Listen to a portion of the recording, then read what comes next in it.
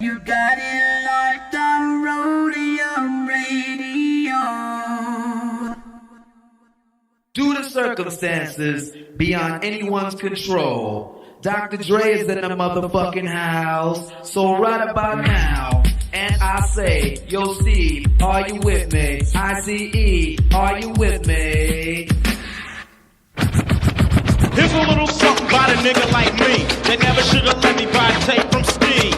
Ice Cube would like to play dope shit mixed by Dr. Dre. Since I was a youth, I like Compton. Now I like the motherfucking Roadium. Buying a tape or two, that's what the hell I do. You don't like Tony A? Well, fuck you, this is a game, and I'm in it. Ice Cube will fuck you up in a minute with a right, left, right, making you sick. And then you see Tony A is on the mix.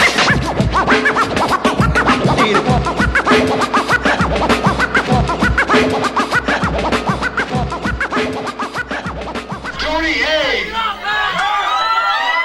Tony A. When you're ready, go.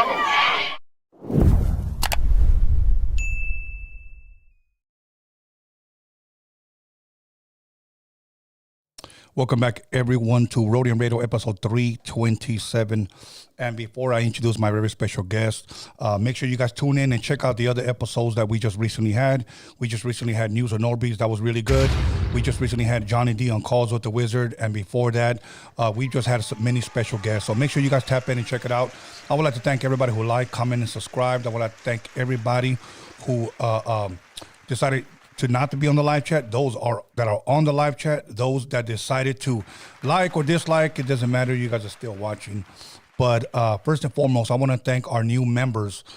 Before YouTube had demonetized us and then brought us back, we had about 200 members that were receiving exclusive content. Now we got it back to a little bit over 50.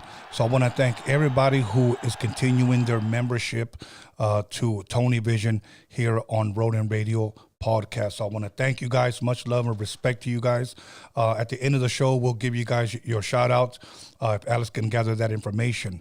But other than that, we're going to go ahead and jump right into it. Expect a lot more new and different guests for 2024. And don't forget to email us at roadiumradio@gmail.com and let us know who you would like to see on this podcast that possibly has never been here. And we'll try to make it happen for you guys. But without further ado, and hopefully I don't butcher his name, the one and only Shybelligerent. Did I get it right? Yeah, you got it right. Shybelligerent. So you know what? Before we get into our little conversation, I want to ask you, man. It's Wednesday. How has your week been going? Let's go back to the weekend. Did you watch any football? You're a football guy. Yeah, but damn, this season I ain't even been into the sports. Okay, I tried. I've been watching the highlights and stuff like that. Like I know the Pistons been boo-boo lately. I know my 49ers is smashing like always. Okay. Yeah. They play Sunday. Yeah. So I keep up. I try. Okay. So I take it you're a 49ers fans and a Detroit Pistons. Nah, I'm not. I just know they just been getting whooped on. Oh, okay. Yeah. Nah. I'm all LA fan. So really, when the Rams came, I hopped on the bandwagon. I was born in '94. I ain't got no team. We had no team. So It was our first team. So I can't go with I don't like the Chargers. I just couldn't. That still don't sit right with me. I just don't know. But the Rams, they had legends like who Eric Dickerson. When the Rams was here before. Yeah. You know what I'm saying? So I know my history a little bit too. So. Yeah, it just felt better to hop on that bandwagon. So I like the LA Lakers, the Clippers, the Kings. I like them all. That's dope. I went to a Chargers game, okay, and this was told to me by my other friends that go to Chargers games when their team comes to town. Not that they come to support the Chargers, but if 5 different people have gone to go see their team play the Chargers, they always tell me this, Tone. It's about 30% Charger fans. They don't have a fan base. Yeah. They don't. And they need one, but that's why they're trying to get Coach Harbaugh from Michigan Wolverines because they just won that national championship. Right. they're trying to get him over here. Maybe they might bring a fan base. Who knows? Whatever. But then again, why would you snatch him up from San Diego? You know, that was probably their biggest fan base they would have ever had got. Yeah. You come to LA trying to get them comfortable in LA, and LA already got a lot going on. Exactly. You know, to be trying to add on and this and that. Like I said, we barely accepted the Rams. That's the truth. That's the truth. We didn't have a team for many, many years, and now we got two. Right, exactly. So you know what? I do want to bring something up that it has been trending, and a lot of people made reaction videos. A lot of people already talked about it. And I don't want to beat on a dead horse, but did you ever listen to Club Shay Shay, homeboy, Cat Williams? Did you get a chance to listen to that interview? Oh, man. See, when I seen the interview, it was what, 2 hours long? Yeah, it's about 2.5. I seen the interview was 2 hours long, so I was finna watch the whole 2 hours.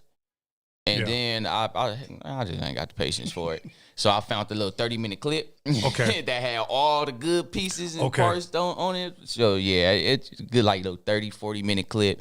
I said, I'll technically see everything. What was your reaction when you heard him not only drop names, but kind of like throw, I don't want to say throw people under the bus because it was his truth. Right. A lot of people stole this shit, you know, and he dropped names, you know. And he said, 2024, the year of the truth, you know, it's all going to come out. It's all going to be exposed. Right. What was your opinion on all that? Really, I really didn't think of nothing. I really didn't have no reaction because it's Cat William. Yeah.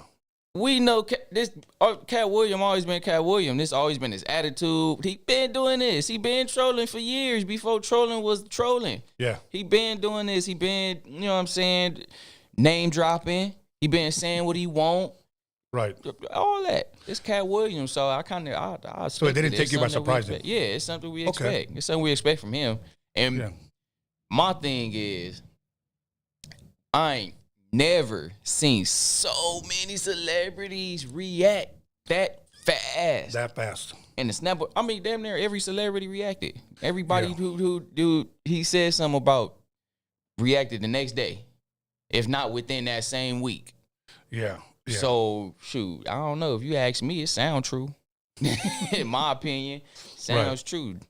Okay, all right. Yeah, you know what? I gave a little reaction the other day, and I never do like reaction videos, but that was just my reaction. I was just tripping that, you know, because there's a saying that people say, because when somebody bites your style, okay, and they're starting to get a little success out of something they stole from you, right? Some people tell you, well, you know what, it's flattering. I forgot the quote, but it's something like, it's flattering that somebody takes something from you. You know, it just goes to show that how good you are. But I'm thinking to myself, it's not flattering if they're making money. If they're making money, right, and coming up off of it. Exactly. See, now when it comes to that, I don't know. When it just comes to that, my thought on that is just people just wrong. Yeah. Because, come on now. You already up in, you know what I'm saying, in this, you already done passed up whoever, you know what I'm saying, you in this position, you known and this and that.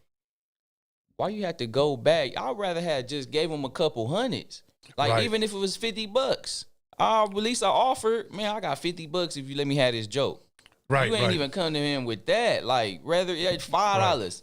I don't care what it is, man. I got $5, or I give you $20 every show. Something, offer something, you just gonna take the man shit. Yeah. And then it backfire on you, not because you thinking that he wasn't finna blow. But if the joke was that good, then you should have known. How would you feel if next week you hear of a new rapper and his name is Belligerent, and then you hit him up and you go, what's up with that? And he says, well, you're shy. I'm not. You're shy belligerent. I'm just belligerent. How would you feel about that?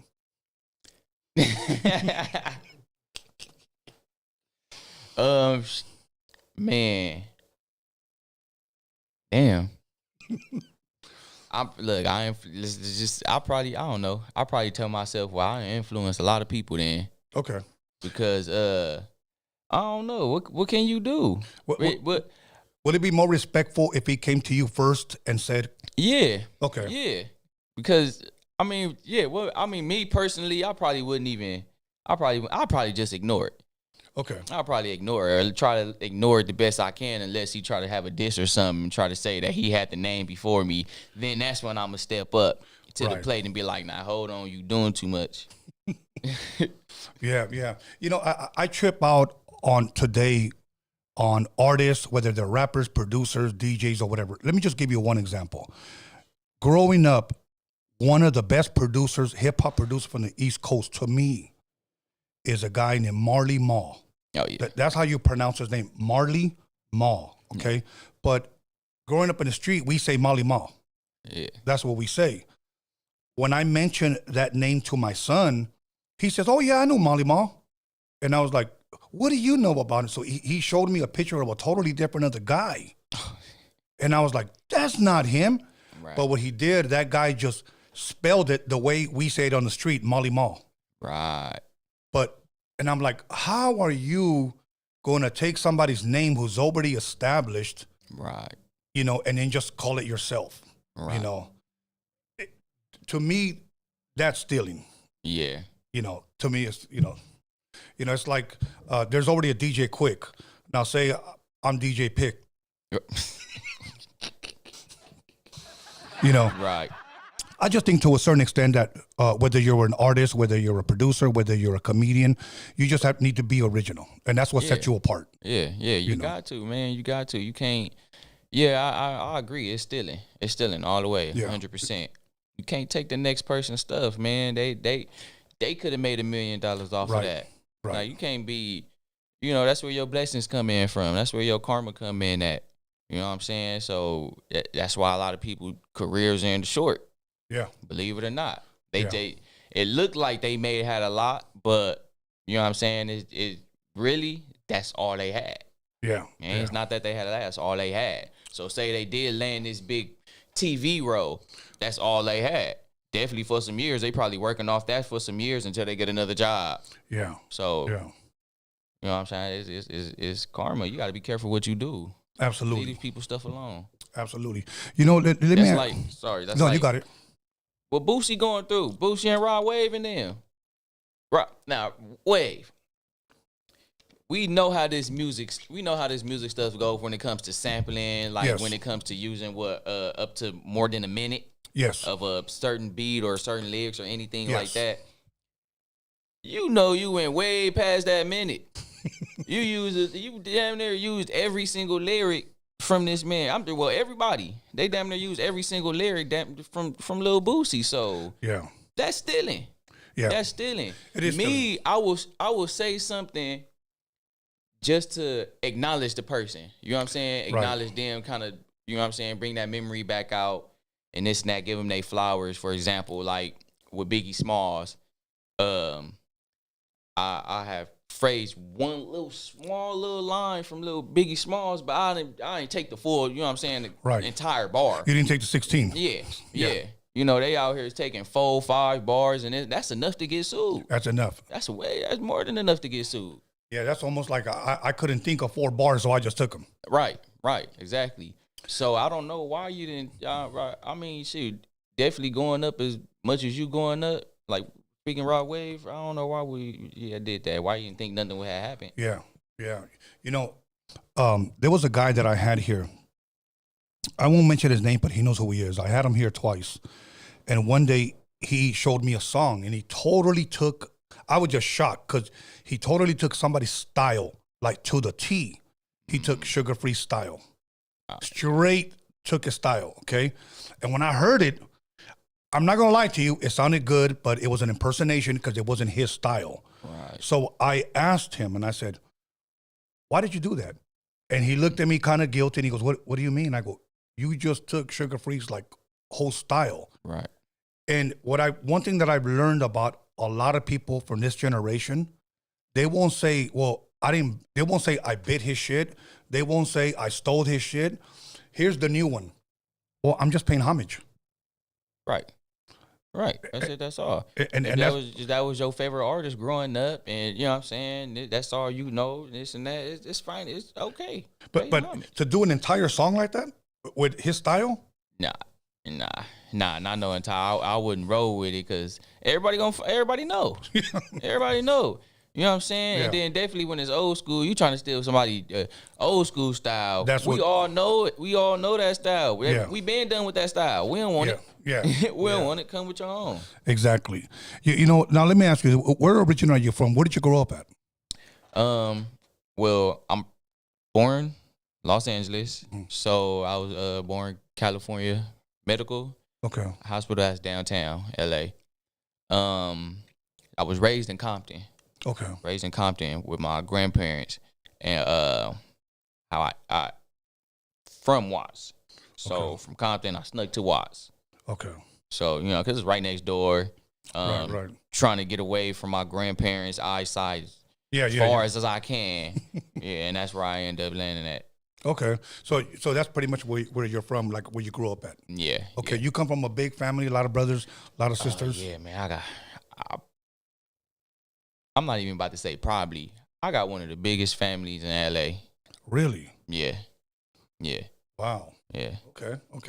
I'm talking about from brothers, sisters, uncles, cousins, and it's a lot of us. It's a lot of us. We go all down, city to city, to state, gang to gangs, like we're from everywhere. So yeah, it's a lot of us. That's dope. That's dope, Yeah, man. it So is. what high school did you attend? I went to Dominguez High School. Well, Okay. out here when I was out here, because I had got kicked out the house at 15. I had got a girl pregnant. I had my baby at 16.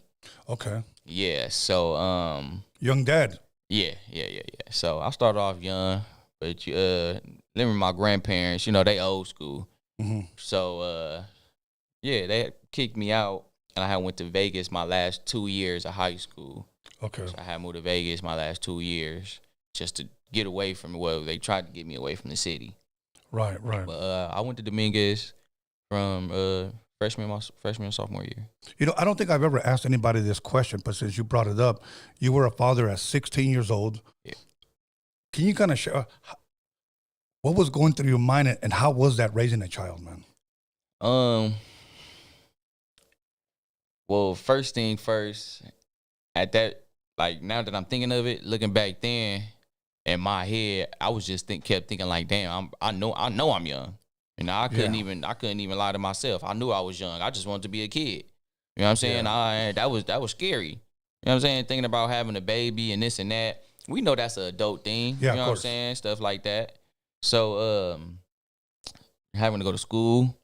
Yeah. You know what I'm saying? My baby mama still was going to school. Big, pregnant and all. We was going to the same school. She, you know what I'm saying? So she was walking around me. So it's kind of like, I'm not even going to lie. It was like kind of a little embarrassing because it's like all eyes on you. And it was, I don't know. It was just some I just had to grow up in. Yeah. And Definitely. grow up in. You know, growing up with your grandparents in Compton, what type of music did they raise you with, or what would they play around around the home? So it's another thing about my family. My family love music. We all love music in some way. So living with my grandparents, my grandpa, he had this man cave.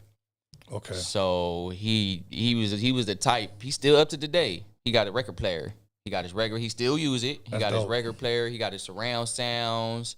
He got his cassette tapes, and he still use all of them. So he didn't go CDs. digital. He did not go digital. He did not go digital. So his favorite is jazz.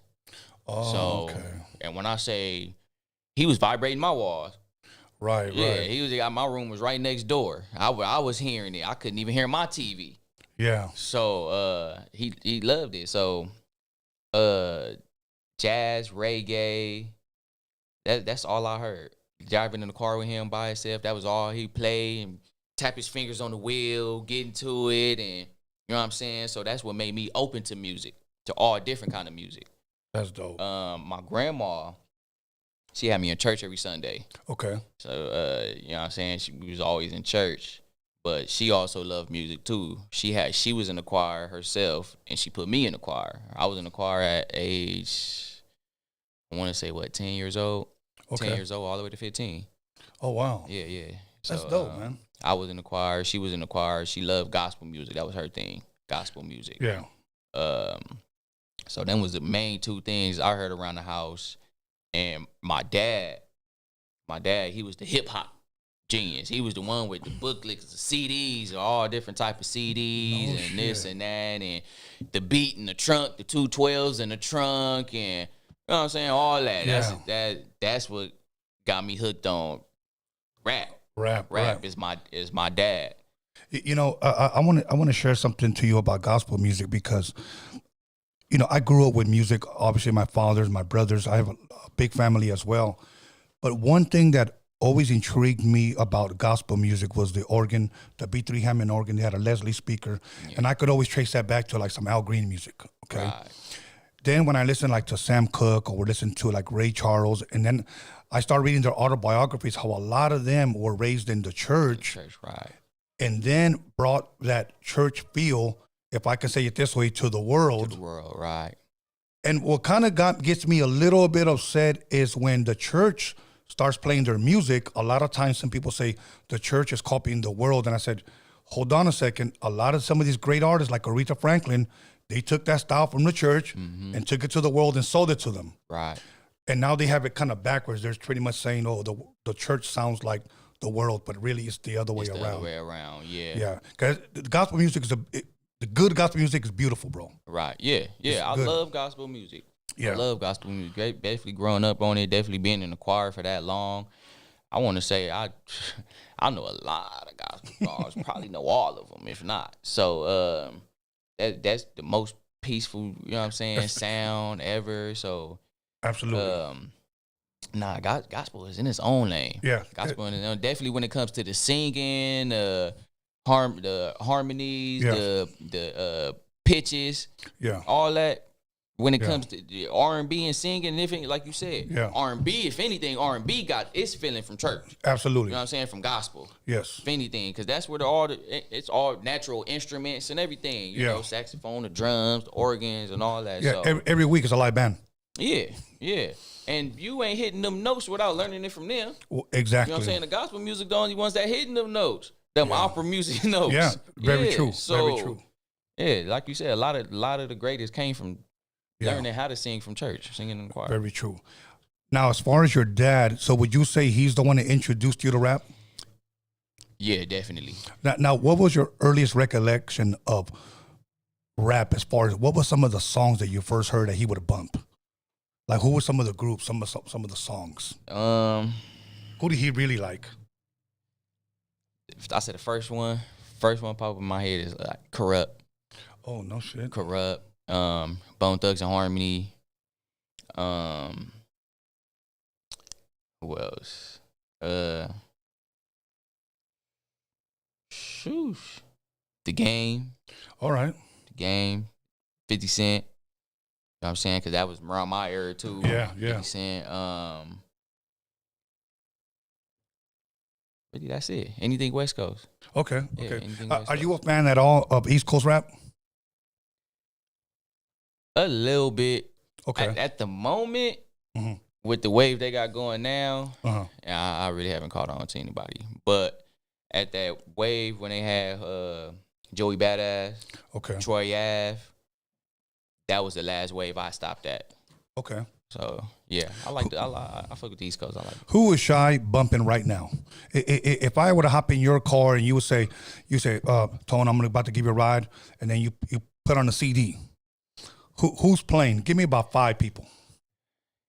Nipsey, Raw Wave, Drake, who else? Gotta say Shybelligerent because I listen to me. I listen to me more than a lot of other people. And one more I gotta say. I'm just go off my Fantasia. My Pandora list, Fantasia. Okay.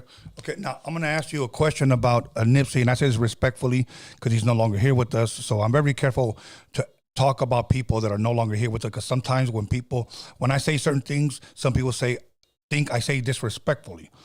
I have had artists here that I've asked them, what are your thoughts on Nipsey's music? It's almost 50-50. Some people have said, he's cool. I thought he was an average rapper. Right. The other would say, nah, he was on his own lane. Like, he was in his own lane. Like, they almost seemed like he was above everybody, you know, when he was coming out. Could have been bigger. What do you like so much about Nipsey? Nipsey is that he authentic. Okay. He give that authenticity that LA got. Okay. You know what I'm saying? It's raw. He's giving it from the streets and from the come up to just anything positive, turning anything negative into a positive. You know what I'm saying? Yeah. Giving hope, inspiration. You know what I'm saying? He just talking what we supposed to hear, what we need to know. That's dope. For sure. That's dope. Okay. What about Drake? Because I'm actually surprised on that one.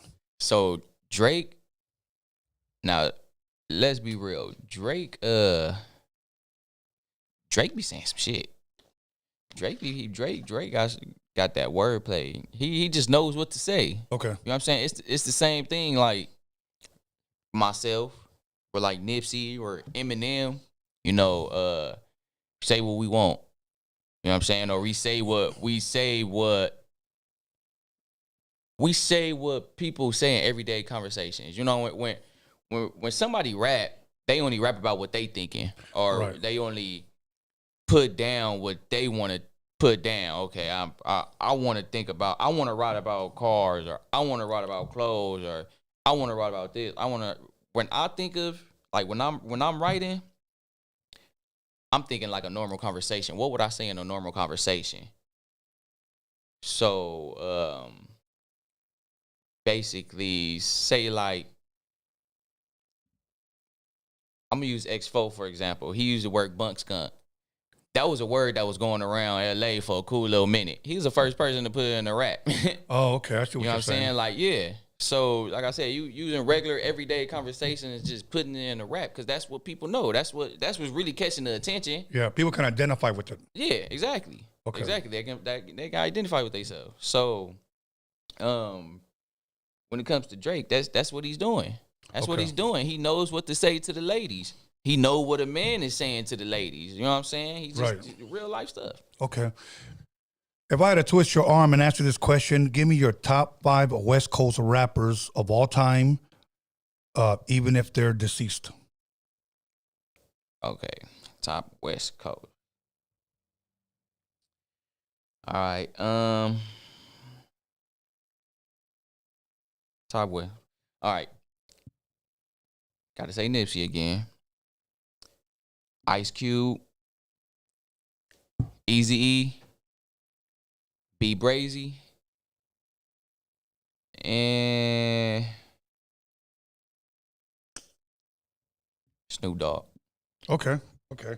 You know, and I have to ask, what do you like about it? I mean, it's kind of a silly question because I can answer that myself. What is there not to like? But what do you like about Ice Cube? Ice Cube. Shoot, man, that man is intelligent. Yeah. For real. He had a big part of everything that was going around. He knew when to leave. He knew when to leave it alone.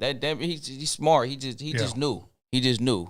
Yeah. He knew when to step, when he was supposed to step. He knew what not to do, the people to hang around.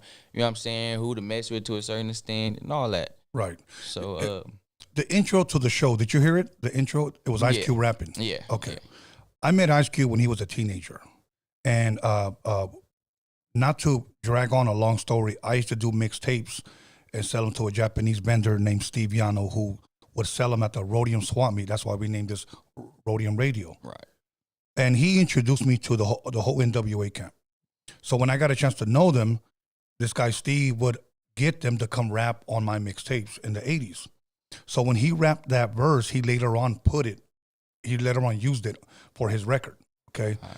One thing I could say about all of them, because many times people would say, you were in the studio with them? At times, yes. Yeah. One thing that I would say, I never saw them drinking or smoking while they were working. Right. And even Ice Cube, as a teenager, the few times that I saw him when he would come over, he was very professional. Right. Dre was very professional. It was like they all started fucking around after the session was over. Then they'll bring out the 40 ounces, you know. Right. But one thing about them that I took from them that they were always professional. For an example, I was at an event where people recognized me from the podcast and they kept trying to buy me drinks. Right. And I said, I'm cool, I'm not drinking tonight. Yeah, I'll drink every once in a while, but I said, I'm not drinking tonight. And then somebody finally asked me, well, how come? How come you don't want to drink with me, man? I'm a fan of your podcast. And I tell them like this, because I'm here on business, bro. I need to make sure that I conduct myself, in a respectful way. Right. The last thing that I want is for somebody to see me at a fucking corner throwing up, drunk as fuck, Right. And I never saw those guys like that.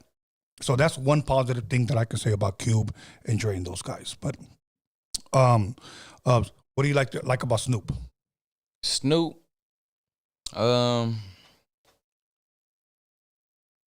with Snoop was another person that just really brung from what was happening in the streets to rap. Right. Said he was just saying everyday stuff. Yeah. Saying things like he was just putting it in the rap. Yeah. He wasn't necessarily just writing raps and just concentrating on talking about this one thing. He was just talking about what he was living. And that's what he knew. He knew cripping.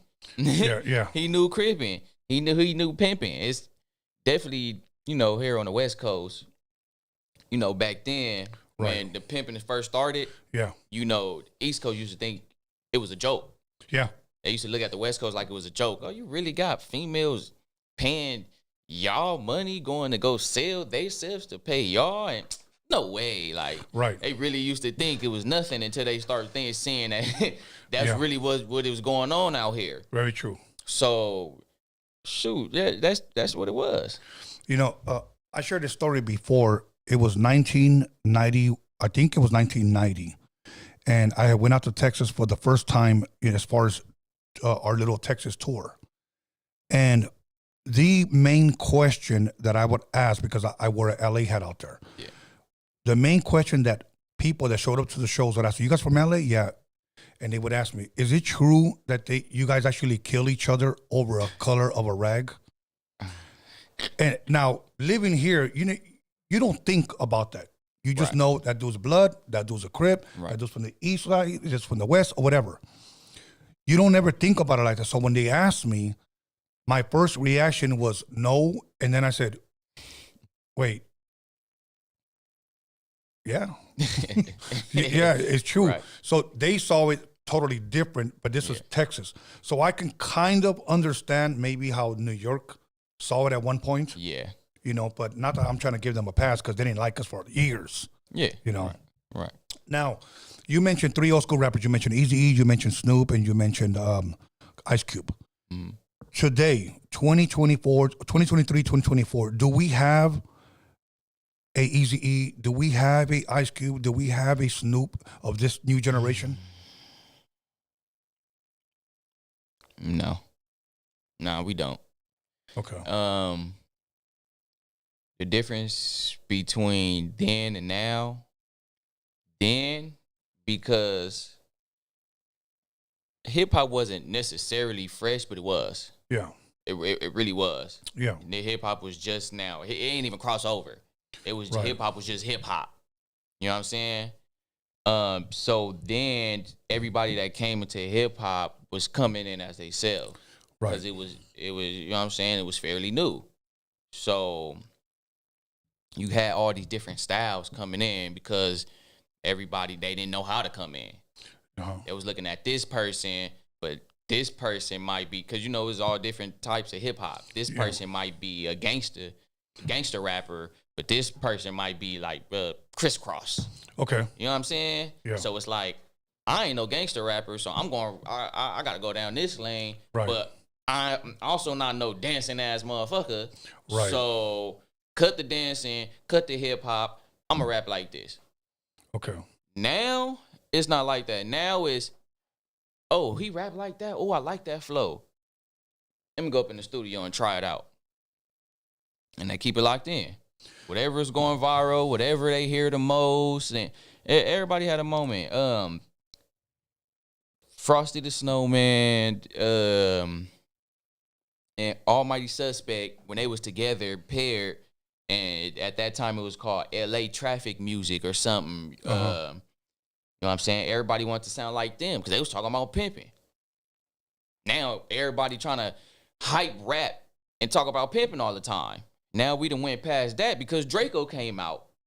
Now that Draco came out, simping lean, you know what I'm saying, sounding sleepy. Now everybody want to see him going viral. They're like, oh, okay, he did it. Let me go get me some lean, sound sleepy, and put it in a rap. Now you got everybody out here sound sleepy. You know what I'm saying? It's just, I don't know. It's everybody that can't think for themselves these days. I'm glad you said that, that you said everybody don't think for themselves.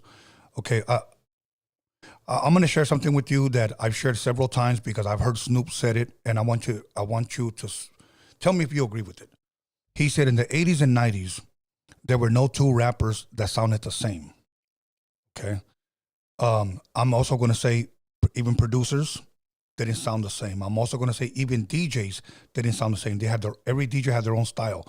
When it came to pop locking, everybody had their own style because if you took something from somebody, you were biting. Right. Okay. Right. He said, today, everybody sounds the same. Do you agree with that? I agree. Okay. I agree. And that's everywhere.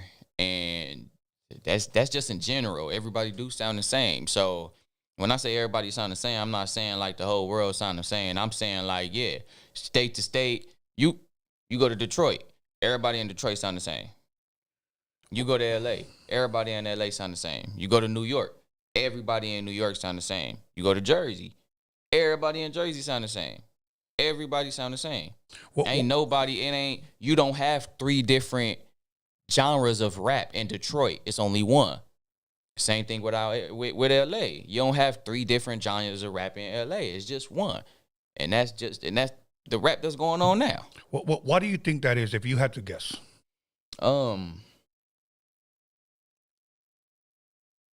Like I said, people don't know how to think for themselves. That's my best way to put it. People don't know how to think for themselves. It's like a chain reaction. It's kind of like a bad habit that just need to be broken. I don't know how it can be broken, but it does, because we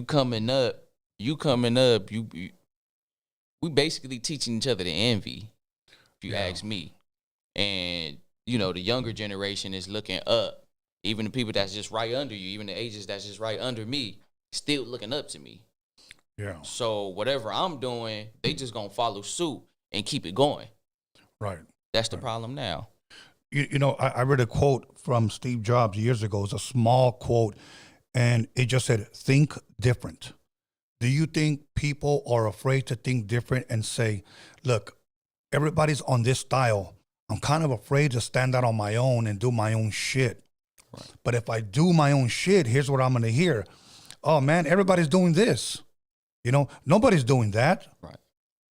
To me, I want to encourage people to think different. That's why we had so many hits in the 80s and 90s when it came to hip hop, because everybody was different. Right. We can tell a West Coast sound beat from an East Coast sound beat. Right. It's not that anymore. To me, I tell my son, everybody sounds the same. For an example, I think I'm gonna get in trouble for this one, but I'm gonna go ahead and say it. I showed my son this Chicano rapper, and he said, "Oh, that dude is biting his style." And I was like, "You think so?" I said, "I like that guy. That guy sounds pretty good." "No, Dad, he stole Draco's style." "Okay, what about this guy? I think this guy's pretty good." "Oh no, he's the Mexican Kodak Black." And now, then I go and I listen, and I'm like, "Holy shit!" Right. It's true, but because I didn't do my homework and I needed somebody younger to coach me. Oh, Dad, that guy stole Mitchie Slick's style. That guy stole this guy's style. And I was like, holy shit. Right. So I see everybody just recycling. Recycling. Bro. And, okay, I was sharing with this earlier that back then, the Source magazine, which was the East Coast hip-hop magazine that came out of New York, everybody wanted to be on it because that was like the Bible of hip-hop. If you made it on there, you accomplished something. They at least wrote about you, even if it was fucking negative. Right. At least they wrote about you. Okay. If you got your video on MTV or on BET, you kind of made it, if you will. When you heard your name on the radio, you'll remember that for the rest of your life. Right. Today, we don't have that. Everything is social media. Right. So nothing hits. He don't got. You know what I'm saying? It's like you're not reaching goals. It's like it's just whatever. It's whatever. It's like you get a few views on Instagram, and you know you ain't gonna be appreciated because you're gonna look at the next person's views and be like, well, I got this many views, but he got that many views. I want that. There we go. You know what I'm saying? So is it about the views? So you kind of concentrate. Yeah, it's about the views. It's all about the views. Nobody. I can't even say it's about the money. It's about the views. It's about attention. Everybody want the attention. Yeah. That's all. Everybody just want attention. I have a close friend that works for a company that represents Lil Nas X, Kanye West. I'm trying to remember the other guy. Trippie Redd. Right. A lot of these artists. He works for them, and he heard about this one artist. I won't mention this person's name. They came out with one song on YouTube and shot in the millions. And he hits me up and he says, I want you to listen to this artist and tell me what you think. And I said, okay. I didn't even bother looking at the views. Right. I listened to it. I thought it sounded like shit. I truly did. This person had no fucking talent. So I called him back and I said, I don't know what you're going to do with this. I said, but I think it sounds like shit. And he said, let me tell you something, how my Jewish friends work. He said, did you look at the views? And I said, no. He goes, go look at the views. 16 million. And I looked, it was in 2 days. So it went viral. Yeah. And I said, we're going to have a meeting with this person. He says, and if their second single matches it, we're going to offer them a multi-million-dollar deal. And I said, but the shit is whack. And he goes, it doesn't matter if it's whack. Right. They're getting the views. Yeah. So now I started to think, I'm trying to remember what this female rapper from New York said. When I was growing up, we listened to rappers that were talented on the radio. Today, you guys listen to rappers that are popular. Yeah. So this artist came out with their second single. It didn't even hit 1 million. So it was a one-hitter quitter on YouTube. And when this person came out with their next song that didn't even match, nowhere, not even 1 million, they just dropped it. Yeah, because you know the problem with that? Okay, all right. You got this rapper. He hit 20 million in 2 days. Yeah. Right? And that's his first single and whatever. And the labels coming like, first of all, the labels don't, like you said, labels don't care about what he talking about, don't care about what talent he got, longevity, none of that. None. They go straight to the views. Oh, 20 million in 2 days? Okay. Let's see. Offer him something. Yeah. They just leave it at that. Now, what they really need to be doing before they just try to push off and go off that and whatever, pay attention to what the video is going viral for. Yes. Half of the time these videos is going viral because the videos that it be jokes. Yeah. Half of the time it be jokes. People be out here laughing at these people. Very true. People be the songs be so trash or something going on or you know what I'm saying, the appearance or whatever, something is catching that eye, not the song. It's whatever is on that person, whatever, you know what I'm saying, is catching the people's eye that made that video go viral. It's not the song. So like, for example, is it fair to talk about 6ix9ine? Go for it. Because look, 6ix9ine, when he first came out, motherfucker came out with rainbow hair. Yeah. Tattoos on his face with a red rag. Of course. It just did not make sense. His music didn't go viral. Yeah. That first video he dropped, that when I seen it, I didn't catch on to the song till later down the line when he kept going viral. Yeah. Then I went to go add the song to the playlist. But the first few times, every time I was rolling down Instagram, all I kept seeing is a clown. All I kept seeing is colorful hair, rainbow hair, and a tattooed up face and colorful teeth. That's all I kept seeing. That's all I kept paying attention to because that's what people were sharing as a joke. Look at this guy. Look at the rainbow hair. Look at the woo, woo, woo, woo, woo. For the whole 6 months, they was not talking about his music. They was talking about his appearance. You're right. 6 months later, they start catching on to his music. after the appearance because he started mixing his music with the appearance. Right. He started seeing what was going on. Right. So that's what it is. They not paying attention to what's going viral. And I have to agree with you because after when he said that this artist's second video didn't do shit, he said we just realized that they were probably just clicking on it because they were laughing at this person. And it's very true. I thought it was a fucking joke when people kept sending it to me, and I was just, there's no way that people are taking this. There's no way. Yeah.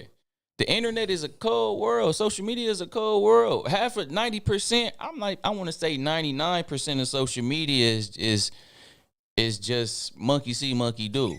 So if the first person laugh at something, the first person see a post and see a post and say they putting a smiley face under the post as the caption, just to trying to make it seem like a joke, everybody else gonna follow along with that. Yeah. Everybody, the second person gonna follow along with a laughing face, and then the next person, then the next person, and then now everybody gonna get the joke. Right. Even though the first person didn't intentionally, the first person probably just put that laughing face because he was like, "This is so hard, I gotta laugh." Now down the line, people thinking like, "Oh nah, this is funny because of that. It's funny because of that. It's funny because of that. This and that. Wooty whoop, wooty whoop." That's how it goes. It's a chain reaction. Yeah. Now let me ask you this: Do you think 6ix9ine can rap?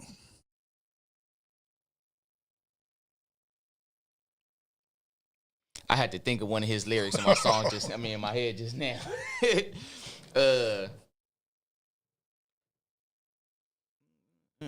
See, that's I can't. I mean, that's New York. Right. You know, I love New York. You know, I don't got nothing bad to say about New York. I love New York. Like I said, it was a time where I did like they wave. But he honestly, he started his own little something. Okay. He started his own little wave. All that, you gotta remember, everything after that, people start sounding like that. All the yelling and stuff and this and that. New York, you used to never yell. New York was calmer than us. Yeah. Remember with the whole slow rap and the slow beats and the low voices and this and that. Yeah. Now everybody out there yelling. Yeah. That was 6ix9ine. He started his own little stuff and everybody else just followed along and just change. You know what I'm saying? What about that guy that's starting to look like more and more like a girl? Lil Pump. Lil Pump? Oh man, he messed up when he said something about J. Cole. Oh, okay. Yeah, remember that was J. Cole, right? Yeah, he did. It was J. Cole, did you watch the interview that J. Cole had with him? No, nuh-uh. Okay. I just heard the beef and. Okay, J. Cole. We all know J. Cole can rap. Okay, right. So he said something about J. Cole, and then I guess J. Cole decided to interview him. And I saw the interview, and I'm gonna say it this way. And J. Cole, if you're watching, or whoever's watching, send it to him. And it's still up. It's still up on the internet, so people can see it. So I'm not gonna say something that wasn't there. It literally felt to me as a grown man that J. Cole was on there kissing his ass. He was kissing up to him. And this guy was sitting there, I guess, just wearing socks, and he had a cup of ice. He wasn't even, J. Cole was sitting up like a man. This guy was leaning like he didn't even respect homeboy. Right. And I know they were just trying to squash whatever was going on between them. But if somebody said something disrespectful to me, when I see his ass, I'm going to settle that shit. Yeah. Now, if it doesn't go there, but I am going to talk to him like a man. I'm not going to say, hey, man, let bygones be bygones. And that's kind of like the way it sounded. And I was like, oh, nah. Yeah. No, you're going to talk to him like a man. Exactly. Yeah. So I was just disappointed in that interview because I was just like, bro, I would have had that motherfucker apologize for what he said. Yeah, or if that's the case, you should have just kept it in the rap. Yeah. Because he made more sense in the rap than, you know what I'm saying, than turning around and apologizing like that. Because remember in the rap, he's saying he was saying stuff like, you're not going to, I don't know the exact lyrics, but basically saying in the next something years, you ain't going to account to nothing and this and that. And it's true. It's true. Yeah. It was true. J. Cole knew what he was talking about. Lil Pump ain't really Lil Pump no more. You know what I'm saying? That's why he's somewhere in the cut now. Yeah. What do you think about artists like that guy that wore the dress, Young Thug? Young Thug. Oh man. Is that your kind of rap or no? I actually listen to Young Thug. Okay. I fuck with Young Thug. I like him. He hard to me. I don't know. I guess I don't know what it is with artists, like these big artists. I guess when in the beginning they go their hardest, and once they in the game, it's like you can just lollygag and say whatever you want. Right. In the beginning, he was doing it. He was saying stuff, all that. Right. Like he was hard. He was hard. Later down the line, it was just kind of like now he wasn't even saying nothing. He wasn't saying nothing no Yeah. more. And everything on the side, like him wearing the dress, and at the end of the day, I think that's just a cash money thing. Okay. I think that's just what they do. I think they just troll. Okay. I think everybody over there is just troll. They just like to troll. That's what they do. That's part of them. I heard one song that I liked that he was a feature on. It was a girl singing. What was the name of that song, Alex? Something like Havana.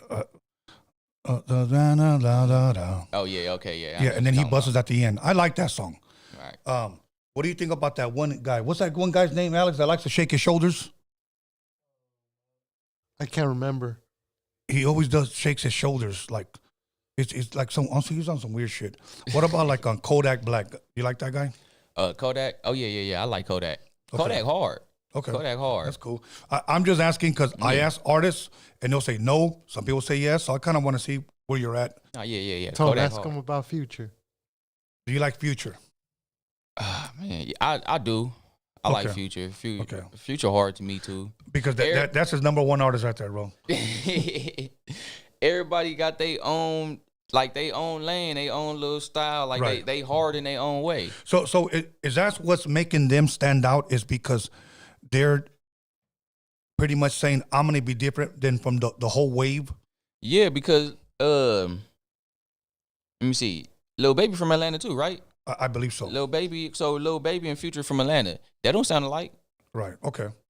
They don't. Okay. The only thing only thing Atlanta do got is that whole auto tune thing down pat. But even with the auto tune, they don't sound alike. Right. Okay. Now let me ask you this: how did you develop your style? What made you sound the way you did? Like as far as your lyrics, your cadence. Did anybody inspire you? Was there a rapper that you said, "Wow, that motherfucker inspired me to sound like this," or was that just you?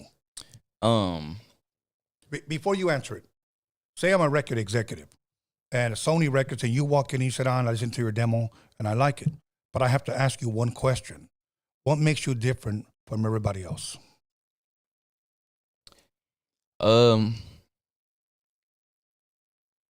See, I throughout life, like I said, I love music.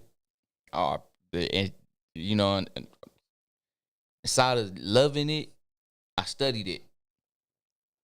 Meaning, I went through trying to sound like everybody. I went through that. I had my moment when I wanted to sound like Eminem. I wanted to sound like Lil Wayne. I was sounding like Lil Bow Wow. I was right. You know what I'm saying? I was exactly like them. Yeah. Sounding just like them, writing like them, and all that. Then later down the line, I don't know. It just felt like I just still needed more. Okay. It was just like I needed more because that wasn't me. You know what I'm saying? Like I said, Eminem rap like these are people with their own style. They rap like that because that's who they are. Yeah. You know what I'm saying? That's a piece of them. So with me, it was like I could feel that that's not who I am.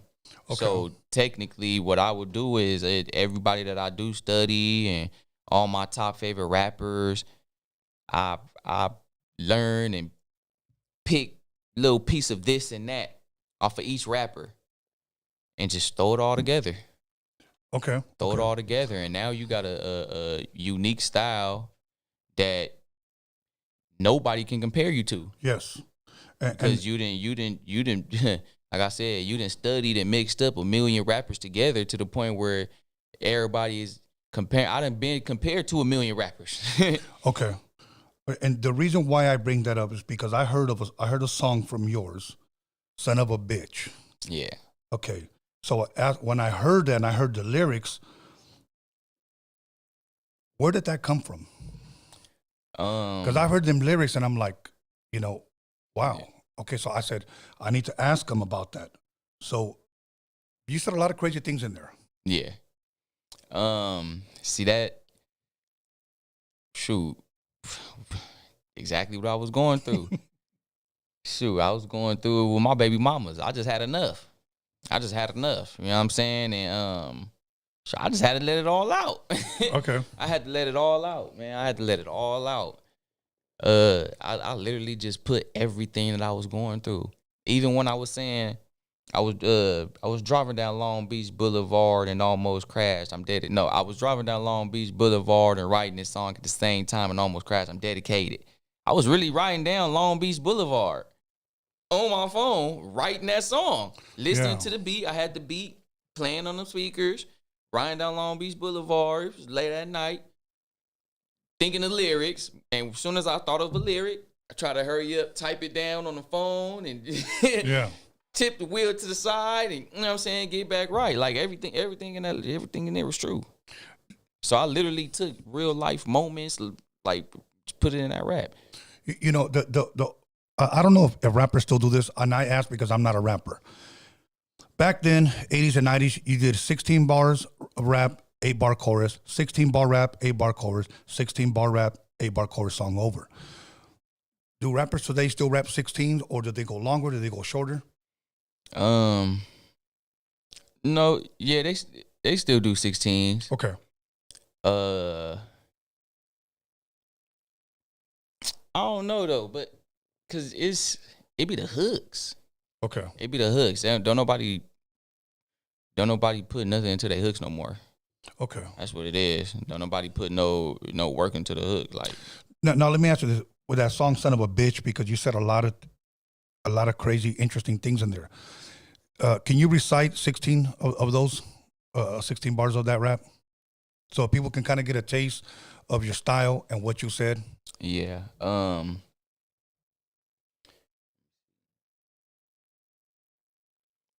Say, life hitting harder than a bitch. It make me want to hit some drugs. My brother facing life. My other brother about to hit a dub. Mama walked out our life. Before I was walking, left my heart broke. My ex told me I'm a son of a bitch. I told her I know. The streets took all my day one bros and left me alone. Animosity over bitches, so I started pimping hoes.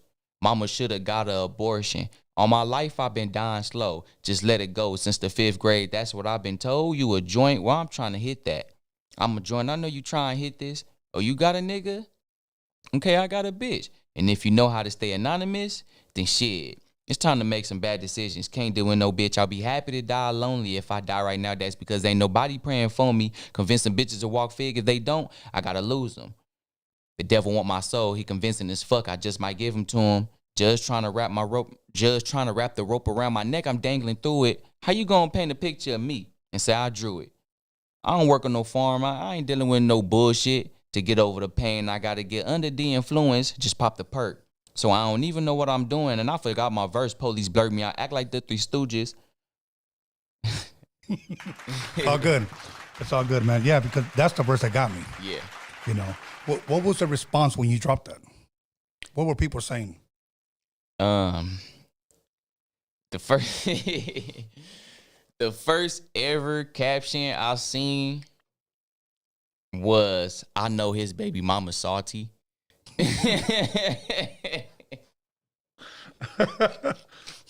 True or false? It's true. True, I couldn't see my kids. Right. It was true. Y'all wasn't letting me see. Y'all wasn't letting me see my kids. It was true. I put it down in the rap. I'm not gonna lie about that. Straight up. Hey, you kept it real. Yeah. Wow. Okay. now, how far do you want to go with this, man? When I say how far, do you ever think about possibly getting into acting, movies, TV shows? I mean, like, how big do you see this for you? See, I love entertainment, just all the way around. Yeah. Entertainment is my number one thing. So that's really the goal, is to, you know what I'm saying, is to be a mentor, activist, get into movies. You know, entrepreneur. Let's say entrepreneur, because I also want to open up multiple businesses. Yeah. I mean, multiple from from catering, party supplies, to merch, to everything. I just want to do it all. You want to have different avenues for the income to come in. Right. Yeah, because I tell people, if you think you're going to get rich off of Spotify or YouTube, it ain't happening. Nah. Mm-mm. Yeah, it ain't happening. I remember Snoop not too long ago released a video saying that he had billions of streams and it equal to close to $45,000. So, yeah. That just hurt. That just hurt me knowing that. Yeah, exactly. So a lot of people think like, well, I'll just put it on Spotify. We'll make some money. You're going to make pennies, bro. You're going to make pennies because the sad thing is, I don't know why, it's just my humble opinion. I don't know why people put their music on those platforms. I know they want to be heard, but when they give you pennies and they're keeping 99% of the income. Yeah, literally. No. Yeah, these streaming platforms is literally giving pennies. Yeah, you know, and the thing is Literally like, pennies. you made the rules and everybody just bought into it? Right. You know, it's like you didn't even produce the song. You didn't even write the song. Right. We just got it on your platform and then you make all the money. Right. See, one thing I do want to put out there, and it's something I'm gonna do myself. Something Nipsey did when he had the what was it called? The pay what you want campaign, I believe. La Russell did it for his own mixtape. Okay. I mean, it's good, of course, you know, since the DSP's been going around, of course, drop it on there. But, man, open up your own website, make your own Proud to Pay. That's what Nipsey's was called, Proud to Pay. Make your own campaign, man, and sell your own shit. Sell your own shit. You can always make your little change off the streaming services and this and that. But you know what I'm saying? To give yourself a main platform. Yeah. You gotta give yourself a main platform. It's nothing. Like I said, Lil Russell just did it. He built himself a website strictly for the tapes that he dropped, for his music. So every time he drop a tape, the customers could go there to grab the tape. Instead of going to Apple, they can either pick and choose. You can either go to Apple to stream it, or you can go here to buy it. And it's what you want to pay. Well, so if it's nothing less than $2, if you want to buy this tape for $2, buy it. It's $2 is still $2 is still more. You still getting paid for your tape more with $2 than the little dime from the streaming services. Yeah. You know what I'm saying? So it just makes sense. Say you buy a mixtape for $2, okay? La Russell, you said. By the way, I'm going to come back to because my son just put me up on him. Right. I just recently heard of him. I'll be honest with you. Right. When I heard his rapping, you know what it reminded me of? And this is no disrespect. Of the time when hip hop was fun in the 80s. Yeah. Okay. Most definitely. So, as far as, let's just say he sells his mixtape for $2, okay? Let's just say he gets 1 million buyers. You see, and and we got what, 7 or 8 billion people living on this earth? Mm-hmm. So, yeah, so you're not losing, you know. Yeah, but you're not losing at all. At all. You know, seems like because you really losing and putting them on the streaming services because you still putting more money in to make the music.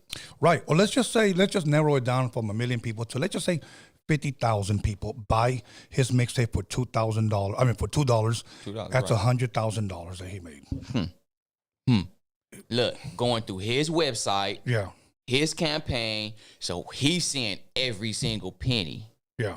You know what I'm saying? He's dishing it out. With the website, you pay for the website to get billed or go to GoDaddy.com, pay that one-time fee and your site is up. Yeah. You know what I'm saying? So once that's up, it's up. So everything that you put on your site is yours. That's your money. Yeah. Yeah.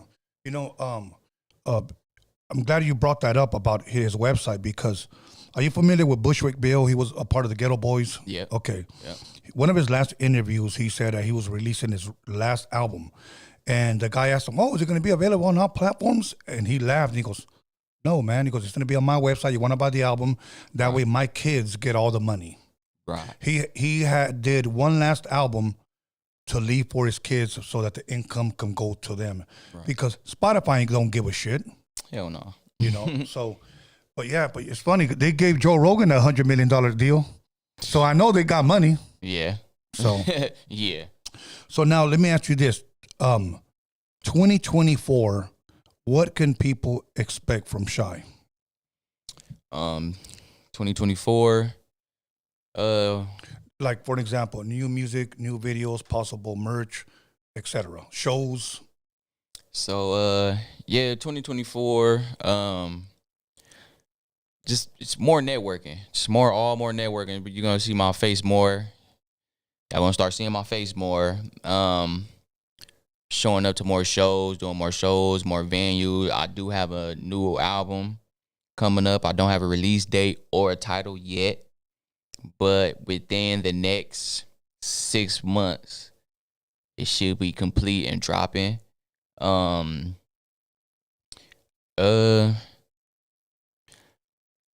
wanna well, I'm planning on doing my own show, my own concert. Okay. Me and some friends somewhere down, probably in the middle of the year. So we got that together. Other than that, I'm just working. I'm working. Now, as far as you writing, do you have specific producers you work with? Do people just submit beats to you? How do you go about the production part? Do you have your in-house producers already? Well, now I do. Okay. Now I do. I just was able to gather a good 5 dependent producers. Okay. That you said dependent. Yeah. That I can mess with. That have no problem.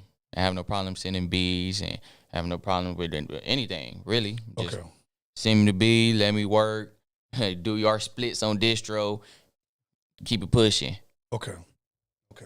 That'll work. Now, Alex, our tags are up. Because I was going to say, if anybody wanted to reach out to you, your Instagram is up on the screen.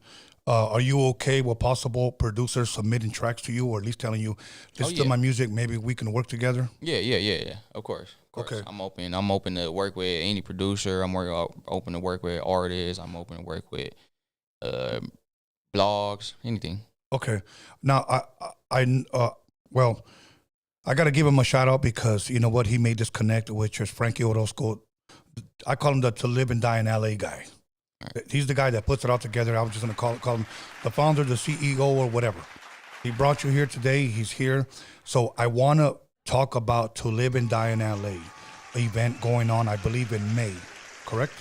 Okay. It's going to be a 2-day event. This time, before it was just a 1-day event.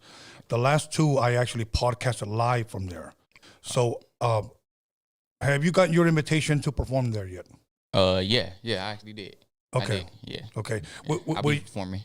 Were you at the other ones at all? No, I wasn't. Okay. Yeah, it'll be my first one. Okay, it'll be your first one. Has he told you how long your set is? No. Okay. Now, do you have like a booking manager or anything where, like, if somebody wanted to book you, how would they go through that? Just you directly? No. I got my executives right here, Gigi. Okay. His Instagram is CEO Big Motion, GG 2 times. Y'all probably already know, man. He be pressing my music. He probably ended up in your inbox. You don't even know. But yeah, you can reach him. Just reach out to him if you can't reach out to me. But reach out to both of us. We'll see it. Okay. Now, Frankie, can I have the dates to Live and Die in LA? May 18th and 19th. 18th and 19th of May. So make sure you guys put that down. For those of you guys that were there last year, it's the same location, correct? Same location, and it's going to be a 2-day event, so you can come both days. I'll be there at least one of the days podcasting, so you guys could come through or watch us live. But I'll show up the day before or the day after. Whatever day I'm not podcasting, I'm still going to show up because I think it's a great event. Last year, I will say, though, we got rained out. And I want to give credit to not only the performers, the people that were behind the scenes, because even though it was an ugly night as far as the weather's concerned, man, there were some troopers out there that stayed out there and still rock with Frankie and watched the performances. So, and I've been there when it hasn't rained. Right. And it's a beautiful, beautiful event. I always tell people, if you are a outsider, if you're coming and visiting LA for the first time and have never attended, an event like this, this is LA, if you will, all in one at this event. It is an experience, and that's what I would call it. It's an experience. So you're going to have everything there from food vendors. You're going to have artists, bands, art, whatever.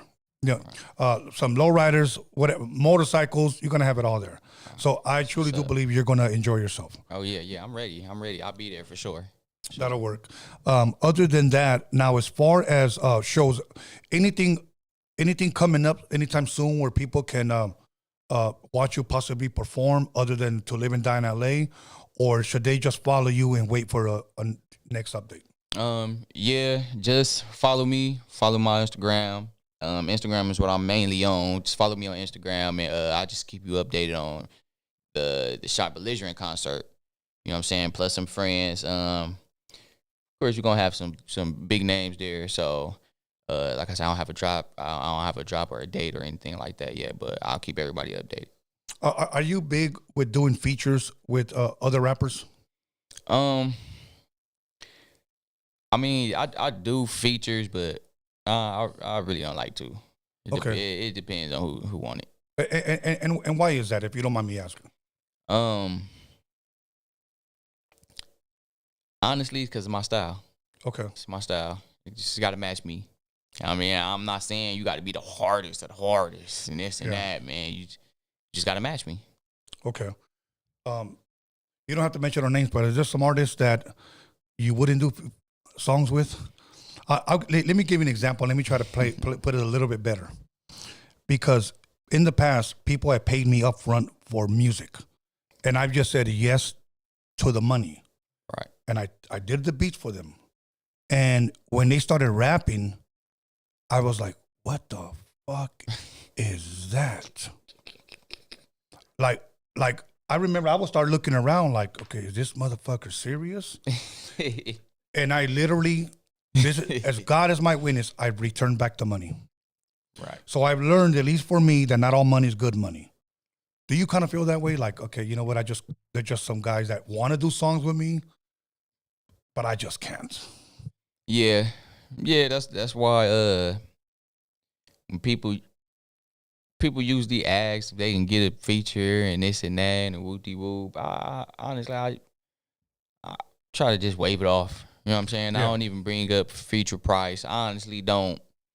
You know what I'm saying? I really don't do features. You know what I'm saying? So I can't even say a feature price or anything like that because I just don't. You know what I'm saying? I don't know. Right. If I always tell rappers this, and this is just not for you, it's for everyone. If you know your worth, stick to your guns, and if that's your price, that's your price. I see rappers all the times like, today I got 4 beats. Hit me. The first 5 people will get 4 beats for $50. Oh, nah. Free verse. And I'm like, what the fuck? Nah. That's the more like, let's make a deal type of shit, Right. And that's why I think this rap game, to a certain extent, is going downhill, because the people like that, they're like, a free feature if you buy 4 beats for me for $50. Right. And then you selling the people that's coming up. Yeah. You selling the people that's coming up. You know what I'm saying? But then you want to go give the beat to somebody that's up. They get the 1 million streams on the beat and you get nothing. Yeah, but just some people just need to pay bills, and they just say, oh, drastic times calls for drastic measures. I said, that's why you're never going to get anywhere. Exactly. I was working with a rapper that was so hot at the time, everybody wanted features. So he said, why can't I just do features? I'll just charge them $100. Right. And then I told him this, because when your album drops and your stock goes up, now that feature could be $1,000. Yeah, right. I said, think long term, don't think short term. If you're going to be that $100 guy, guess what? You're always going to be that $100 guy. Yeah. Right. So, right. I mean, that's why the Drakes are where they're at. That's why Nipsey climbed up, because he knew his worth. Right. You know? So, other than that, if you can do a collab with somebody you really want to, whether it's alive or deceased, give me 3 names. 3 names. Let me see.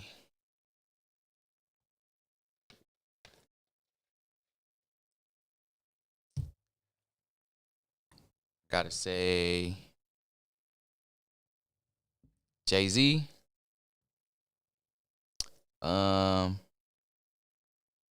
Lil Wayne. And Wayne. Eminem. Okay. Okay. You know, I noticed that when it came to West Coast, you never mentioned Pac. See, I don't know. It's something personal when it comes to Pac. I love Pac. Of course. I love Pac. But we all know he from New York. Of course. Yeah. At the end of the day, man, Pac from New York. He is. He didn't move to Cali until, you know what I'm saying, Right. further down the line. He had sense. He knew who he was. He, you know what I'm saying, Yeah. you know what I'm saying, and the whole transition. You know what I'm saying, he was just transitioning. Just, I don't know. Right. Just, Right. His whole little transition is just what he went through. But he from New York. Okay. Yeah, so. If the West Coast had a theme hip hop song, what song is it? For example, somebody asks you if you can describe the West Coast with one song, what song is it? Cali Love. The best. Come on, man. That's That's it. the number one. That's Cali it. Love. That's it. No, absolutely true. It's absolutely true, man. Now, you said Lil Wayne, you said Eminem, and you said, I'm sorry, what was the other one? Lil Wayne, Eminem, Eminem, and Jay-Z. Jay-Z. Okay. Now I'm going to ask you a question, not a trick question, but I'm going to ask you and just give me the first thing that comes to your mind, okay? And this is talking about the greatest to have ever done it. When you think of golf, who comes to your mind? Tiger Woods. Okay. Basketball, Michael Jordan. football. Randy Moss. Okay, Randy Moss. Okay. Baseball. The Great Bambino. The Great Bambino. Okay. Rap. Lil Wayne. Really? Wow. Yeah. Wow. Okay. People have said Eminem here. I'm trying to remember who else. They said Jay-Z, and there was one other one. See, to me, in my opinion, I'm stuck between two. Because I'm more old school, I would have to say KRS and Rakim. Mm-hmm. Okay. Oh, yeah, Rakim. Growing up in this culture that we call hip hop, it was East Coast trickling over here, and then in the 80s, then we started coming up with our own sound. Right. But of course, you grow up with the Fat Boys, Salt and Pepper, UTFO, Bismarcky. So that I grew up more with East Coast. But when I saw the West Coast explode, of course, I embraced our more than I did the West Coast. Right. But then I did the East Coast. But I can't deny that I love, that music as well. Right. If people tell me, what do you like about, KRS? What's there not to like? I felt, believe it or not, that not only was I being blessed and motivated and encouraged, but I was being fed knowledge. Right. Right. And today, I know we can talk about the streets and everything, but is there rappers out there that are blessing people with wisdom and knowledge? Right. And if there is, does positivity sell, or would they rather have the little pumps and the 6ix9ines?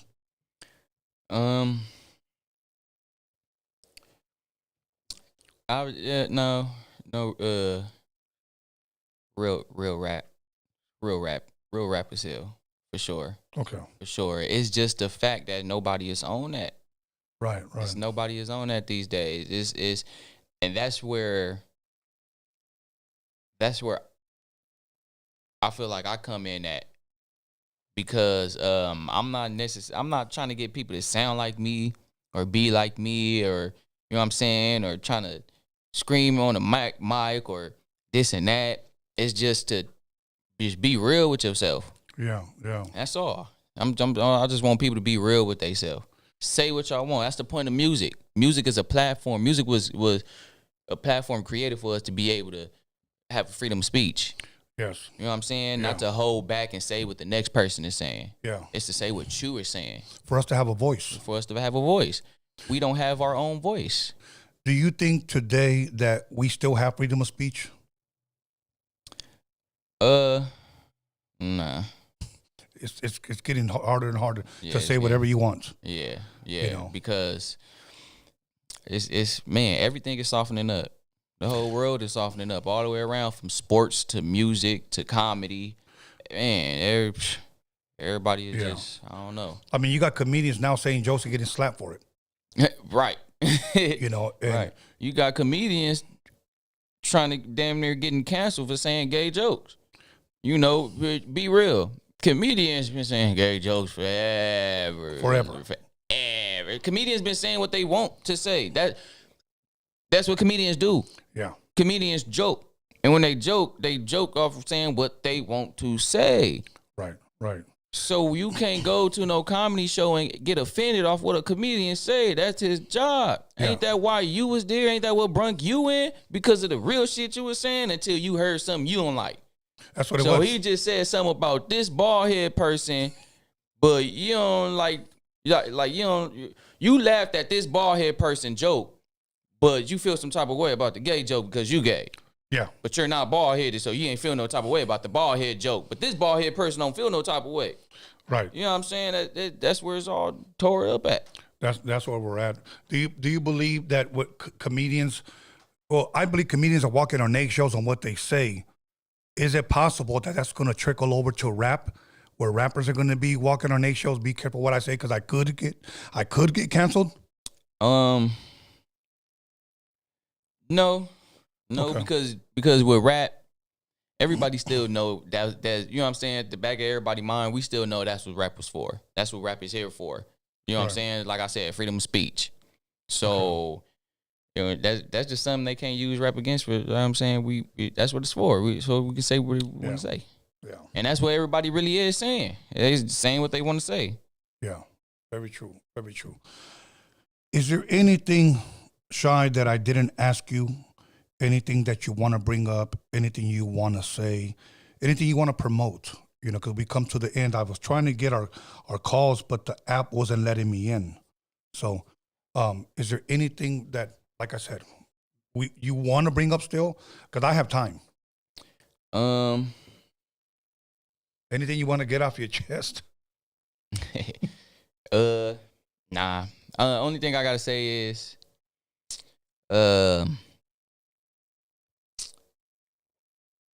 it's for everybody. See, with me, I ain't have a good. You know, if you go back to my music, you see, I wasn't raised, you know, with my mother or father. I just found out that my real father. Well, I just found out my real father isn't my real father. My real father just popped up. My mom just popped up. You know, I've been from homelessness to, you know what I'm saying, I graduating to having kids young and all that. But, shoot, besides that, I'm here. I'm here. I kept going. Through all that, I kept going. Like, no matter what the moment is, you can be homeless for 6 months straight, rap for them 6 months straight. Whatever your dream is, while you homeless, grind with your rap. Grind, you know what I'm saying, with your catering business or whatever you're doing, your social media sites, your blogging sites. Grind, keep it going. No matter what you're going through, keep it going because it's going to hit. It's going to hit. Absolutely. Believe in yourself. Mm-hmm. So, you know what? I can't wait to see you perform. Frankie will tell me, I believe you said May 18th and 19th. Once again, To Live and Die in LA. If you guys don't follow that page, make sure you guys follow To Live and Die in LA to make sure you guys look for that event. And make sure, you know what, if you guys hit up Frankie on his page, and maybe you guys can submit some artists that you guys may want to watch that are from LA. Because that's what you guys are there to see. LA-based artists, Right. and that's the beauty of it, that you get to see all of LA in one event, or in this case, for 2 days. Right. So that's a beautiful thing. Other than that, so you said in a couple of months we should expect an album from you. Right. Can I at least ask about how many songs in the album? At least an estimate. Roughly around 12. Okay, around 12. 12 songs, yeah. Okay, and once again, I encourage you guys to follow him so you guys get the latest updates on when his album is dropping, for the release date or for the video shoot, and of course we're gonna see visuals. Right. Okay. Yeah. And do still have a mixtape out right now that we did drop in November called Constipated Thoughts 2. It's produced by Young Mackie and the whole 100 ENT crew. Shout out Wack, shout out Honey ENT, shout out Mike for mixing and mastering the entire tape. Shoot, go check it out. Absolutely, man. So I can't wait to see your performance. Are you gonna perform "Son of a Bitch"? Yeah, most definitely. All right. All good. You know what, you guys? I was trying to get into my phone app, and for some reason, either I'm going to have to delete it and bring it back up, but it wouldn't allow me to log in to give you guys an opportunity to take some phone calls. But I want to give a shout out, first and foremost, to Shybelligerent for giving me the opportunity to interview him. Do you do a lot of interviews? Yeah. Okay. Yeah. And I want to give a shout out once again to Alex Cervantes Enterprise. I want to give a shout out to my son, B. Scanless. I want to give a shout out to Hip Hop Jedi, News with Norbies, my co-host, and my co-host Marvelous Inc., and to our moderator, Magic Girl.